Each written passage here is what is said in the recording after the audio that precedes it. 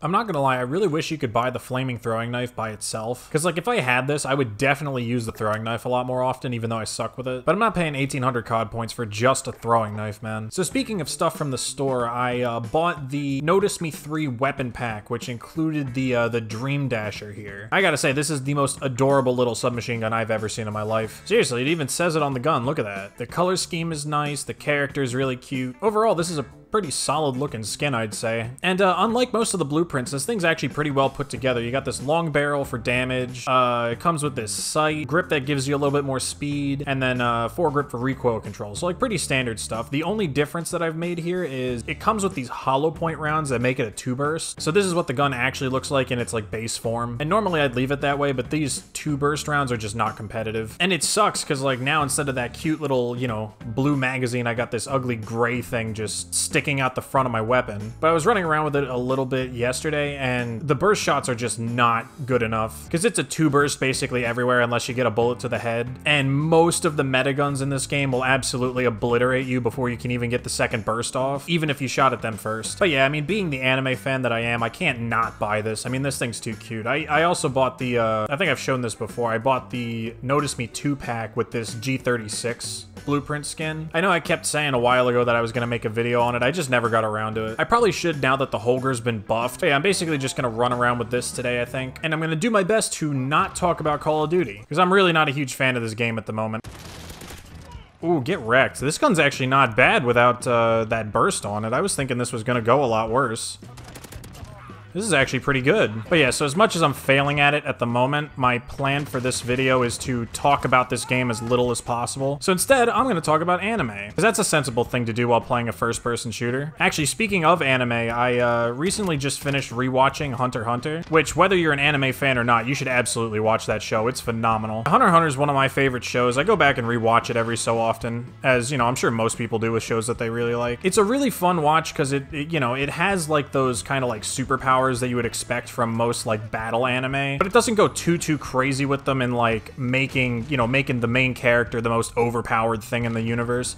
Like, I want to say, with the exception of one episode for a very brief period of time, the main character is actually never even the most powerful character in the show. And even then, there's a lot of community debate as to how strong he actually was in that form. It's really cool because, like, the way the power system works in that game is it's, like, very heavily balanced out. So, like, the more powerful your ability is, the more it, like, costs you to use, if that makes sense. So, like I was saying, the main character for a brief period of time becomes the most powerful character in the show for, like, I don't know, 10 minutes or whatever, and he winds up almost dying because of it, because that's just the cost of like the abilities in the show. I guess I should have mentioned that this is probably going to include spoilers for some anime. I guess that's kind of a spoiler, but I mean, I'm sure a lot of people, if you know what the show is, you probably know what I'm talking about, and if you don't know what the show is, it really doesn't become relevant for a while. Don't worry about it. I'll try not to spoil too much. But yeah, like I was saying, I just periodically rewatch Hunter x Hunter every so often. It's a fun kind of like turn your brain off for a minute and just watch something that's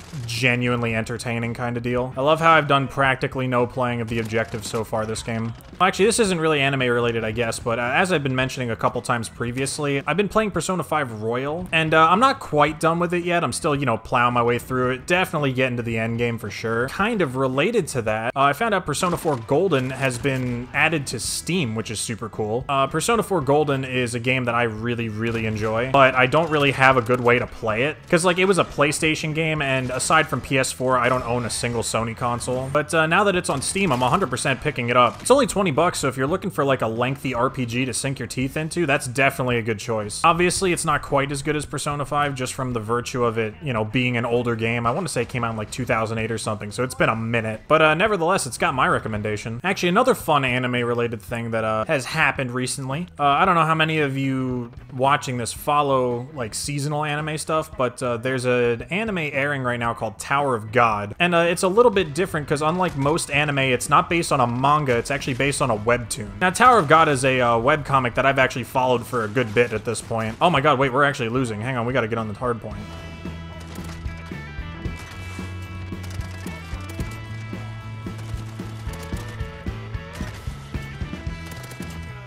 Oh, we won. Oh, thank God. Oh, I was actually gonna be really mad if we lost that game. Holy shit, I destroyed these kids. Anyway, back to what I was talking about. Tower of God is an anime that's currently airing, and it's based on a webcomic that I've been reading for a pretty long time. I actually really like it. Actually, if you're interested, it's completely free to read it on Webtoon, and it's really long, so there's a lot of content there, and it's still being updated like today. But the anime is currently airing, and I don't want to spoil it, but something very significant happened this week, and I'm really excited about it for a number of reasons. Basically, there's this character that's like kind of central to the story at the beginning, and she's not a good person. She's a bad guy, but you don't know that at first. Like, some things happen and then you find out she's a bad guy, but you start out thinking she's a good guy, and she's kind of like positioned in a way where she's supposed to be like lovable, and you're supposed to like her, and you're supposed to like ship the main character with her and all that crap. And it was really frustrating seeing all the people who were only watching the anime and hadn't read the comic talking about her like she was like the best thing ever, like she was like some gift to the world. Because I'm sitting there, I'm just like, no, you don't understand. She's literally evil incarnate. Like, she deserves the worst death possible, but she's not gonna get it. And then today, finally, the big reveal happened, and now everybody's all up in arms over her, and it's, not gonna lie, it's pretty satisfying for me to see. Because, yeah, fuck that chick. But yeah, actually, I'm kind of glad I'm gonna be going on vacation soon, because I need to take some time to just catch up on all the series that I haven't been watching. My, like, to-watch list is so freaking long, it's not even funny. It's like one show that I was in the middle of that I just never came back to, and I really would like to. It's called The Disastrous Life of Psyche K. It's on Netflix, and I would actually highly recommend you watch this show, because it's really, really funny. The show's basically about this kid that has, like, these psychic powers, and he's, like, super strong and all that stuff. But it's just about how, like, having psychic powers just makes his life more difficult than it needs to be. Because he can, like, hear people's thoughts, so he can hear how, like, shallow they are. But yeah, the show's really funny because it's basically just about this kid and his, you know, band of merry idiots running around doing dumb shit. And then at the end of the day, he winds up having to use his psychic powers to fix, like, whatever problems his dumb friends created. And it's nice because, and this is kind of like a common theme with a lot of anime, it has its moments of, like, seriousness. Like, there are some parts of the show where, like, you know, it is genuinely touching, and, like, you know, there are, like, life lessons learned and all that good shit. But, yeah, for the most part, it is a super funny watch. I'd highly recommend it to, you know, anybody who enjoys comedy anime.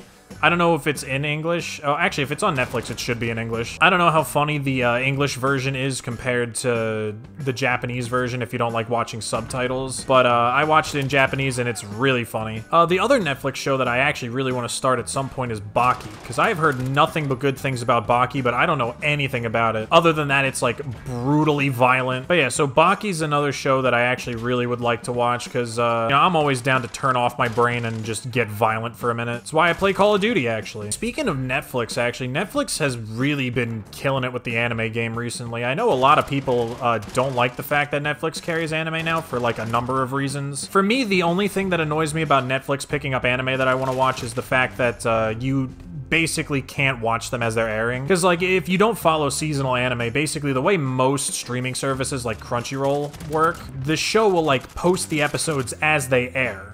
Right, so like an episode comes out every week, so once a week, Crunchyroll will upload a new episode of like whatever. And that's kind of like the standard. That's been the norm for, you know, basically forever. But the problem is that because Netflix operates on their like binging model, they don't release anime until the whole thing is aired. And for most shows, I don't know if they've done this for every show, but for most shows, not only do they not post them until they're done airing, they also don't post them until they finish dubbing them, which can take, you know, endless amounts of time depending on like licensing and shit. And that can get annoying, especially if Netflix picks up a show that you really want to see. Like, I had this problem with Kakegurui season 2. Kakegurui is a show about gambling. It's very anime, so if you're not like a heavy anime fan, I would probably pass on this one. But Netflix picked up season 2 of Kakegurui, and I had to wait like literally fucking forever for them to post it. Now, this does work out in my favor sometimes. For example, Netflix having the 7 Deadly Sins saved me from having to watch season 3, because if you don't know anything about 7 Deadly Sins, basically seasons 1 and 2 were